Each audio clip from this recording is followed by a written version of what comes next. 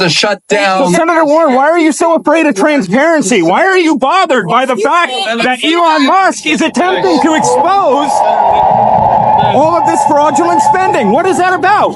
What is the problem here? What is the problem with transparency? Do not touch me. Do not touch me. Senator Warren, I just want to answer a question. How did you get a $12 million net worth on a $200,000 salary in Congress? How did you do that? Excuse me. How did you do that? You can keep trying to block my camera. We're on a public sidewalk, so get off of me. So you don't want to answer that question. What is it about DOGE that's such a problem to you? You just elbowed me, Senator. I got that on camera. Excuse us. Thank you. Transparency is your enemy.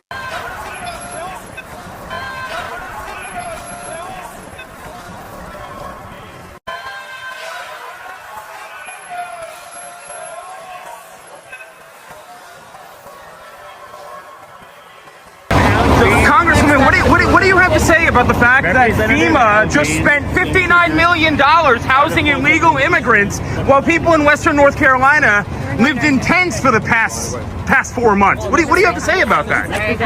Do you accept that? Do you accept that? Do you accept the fact that because DOGE exposed that today, it sounds like you have a big problem with the fact that DOGE. I'm not blocking her. I'm not blocking. Excuse me. We're gonna make a little fuss. Are you okay with that? Do you condemn the fact that DOGE exposed FEMA for sending $59 million to house illegal immigrants today? Excuse me, sir. Do you condone that? Excuse me, sir. I don't know who the f I don't know who. I tell you what. If I don't know who you are. Let's go. You're in the way. I'm not in the way. You are in the way. Okay, then get out of my way. Oh, what's that? What's that look? What's that look? Donald Trump ran his campaign on lowering costs for working families. Yeah, now he and his co-president, Elon Musk, have tried to shut down the agency that has delivered $21 billion to hardworking families, $21 billion to people who got cheated, and Trump and Musk want to just take that agency away. Donald Trump and Elon Musk have told the financial cops at the CFPB to stand down. Now think about this. I want you to think about this for a minute. No matter how big the scam, no matter how bold the trap, they have said, just stand by and let the Wall Street boys take your money. Well, we are here to fight back. We want our financial cops back on the beat. Yep.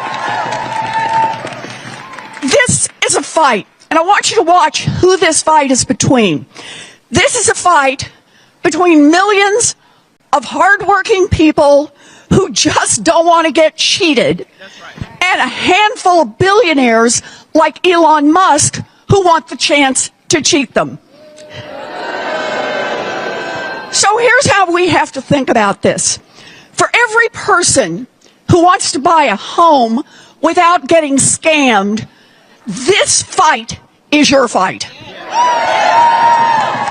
For every family that doesn't want to get put out on the street in an illegal foreclosure, this is your fight. For every student who wants to borrow money to go to school without getting defrauded, this is your fight. For every member of our military who doesn't want to get trapped by some sleazy payday lender, say it with me, this is your fight. For every person who borrows money to buy a car and doesn't want to get trapped in the fine print, this is your fight. For every American who doesn't want to see Wall Street crash our economy again, this is your fight. Oh, and for every American who doesn't want some weird Elon Musk suck up searching through your personal private data, this is your fight. Your fight, my fight, our fight, and we will win this fight. Because understand this fight is about more than one little agency. This fight is about more than just our financial rules and regulations. This fight is about more than just Democrat versus Republican politics.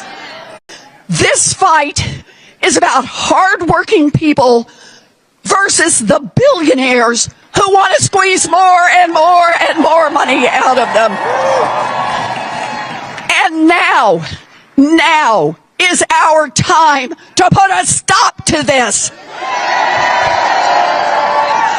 Look, these damn billionaires are making their moves right out in the open. Look at Elon, please. No, just look. He invested $288 million to buy an election for Donald Trump. And now he is right here to collect on that investment. Elon Musk owns X, which has been losing money like crazy. So Elon has a plan for a new payment platform called X Money. Elon wants X Money to touch every part of your financial life. But Elon has got a problem. The financial cops. The CFPB is there to make sure that Elon's new project can't scam you or steal your sensitive personal data. So Elon's solution? Get rid of the cops, kill the CFPB. This is like a bank robber trying to fire the cops and turn off the alarms just before he strolls into the lobby. We are here to fight back. So I gotta ask, are you ready to stand up to the scammers? Are you ready to push back against the fraudsters? Are you ready to say no to Elon Musk? Look, after the 2008 financial crash and the big bank bailout, Congress created the CFPB to protect people from getting swindled. Congress built it, and no one other than Congress, not Donald Trump, not Elon Musk, no one can fire the financial cops. We are fighting back, and understand this. There is power in fighting back. Real power. We, the people, not Elon Musk, we, the people, have the real power in this country, and we are going to use that power. So here it is. Are you ready to fight for the little agency that fights for us? Are you ready to fight the billionaires who are trying to take over this country? Are you ready to say no to Elon Musk? We will fight it out in Congress. We will fight it out in the courts. We will fight it out across this country. And I promise you, we will win.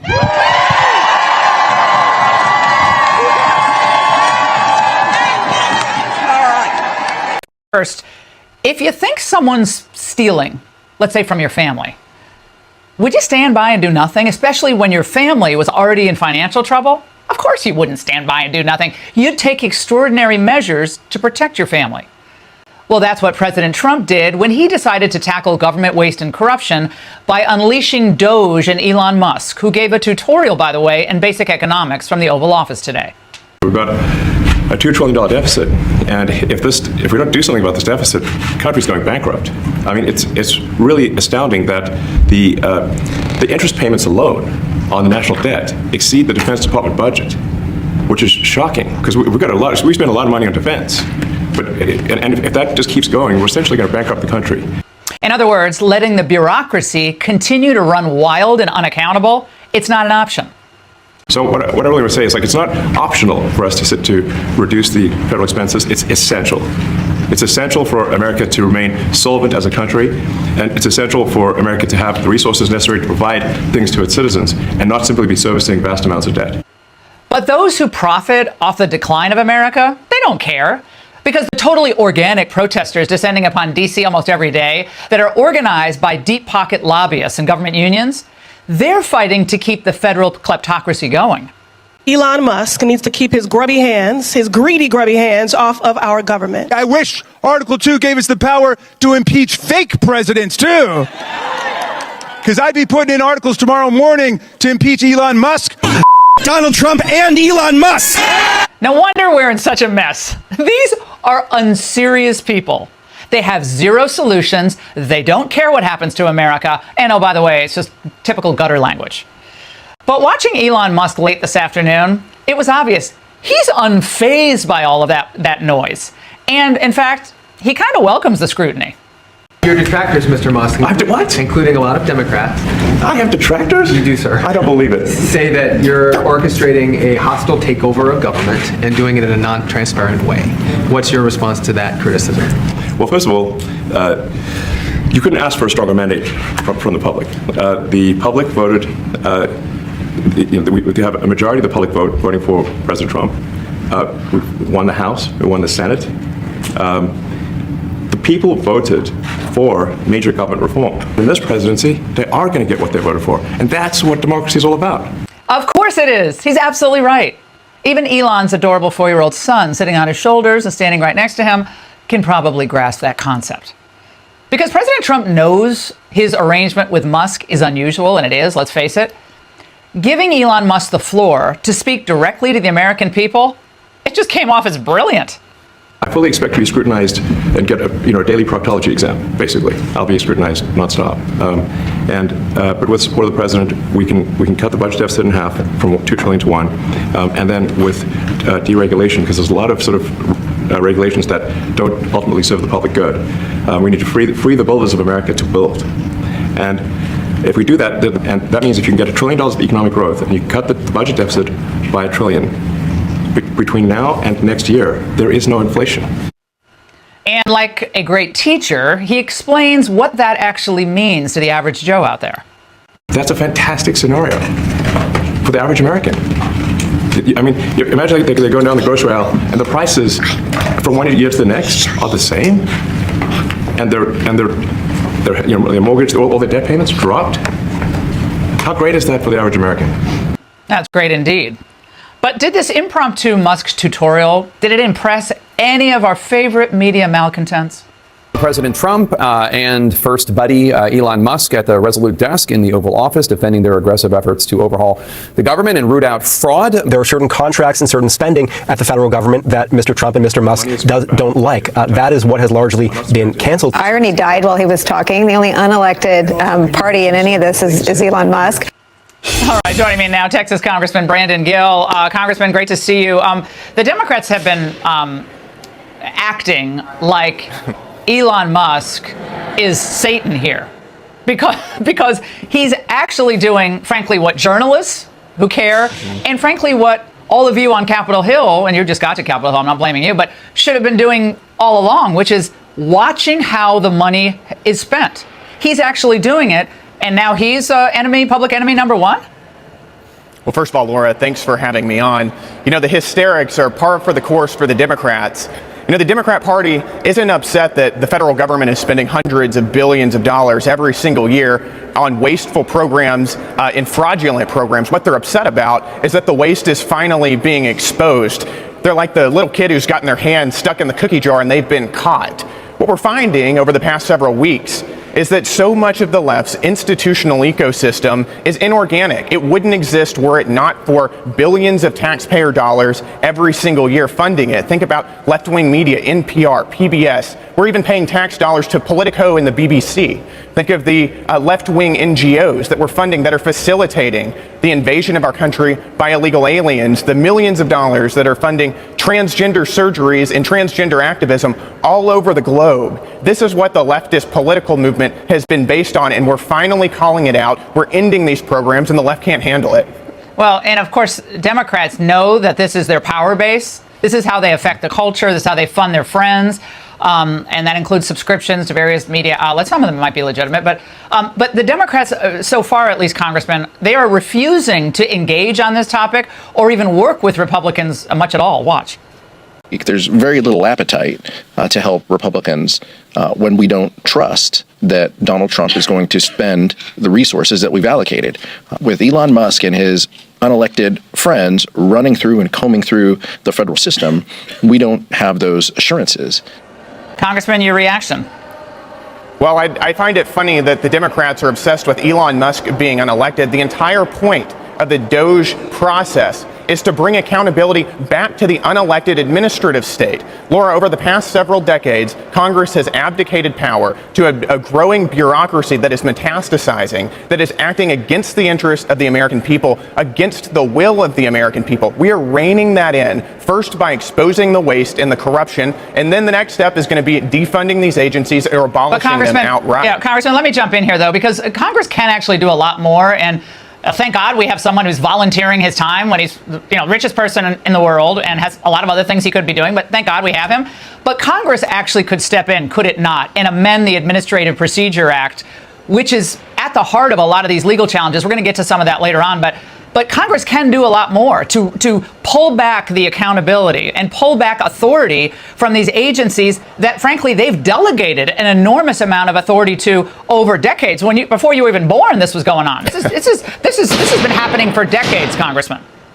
That's exactly right. It has been happening for decades, and I think that we will be making moves to rein in this on a statutory basis. I'm part of the DOGE subcommittee of the Oversight Committee, and we are getting started very fast. We have a hearing tomorrow where we're going to be going over fraud in Medicare and Medicaid, and that's only the first step. But you're exactly right. We have our work cut out for us. And let me remind you, Laura, that this is an incredibly popular movement from the Republicans. 70% of Americans believe that President Trump is doing what he said he was going to do on the campaign trail. His approval rating is at 53% right now, made. higher than it was in his first term.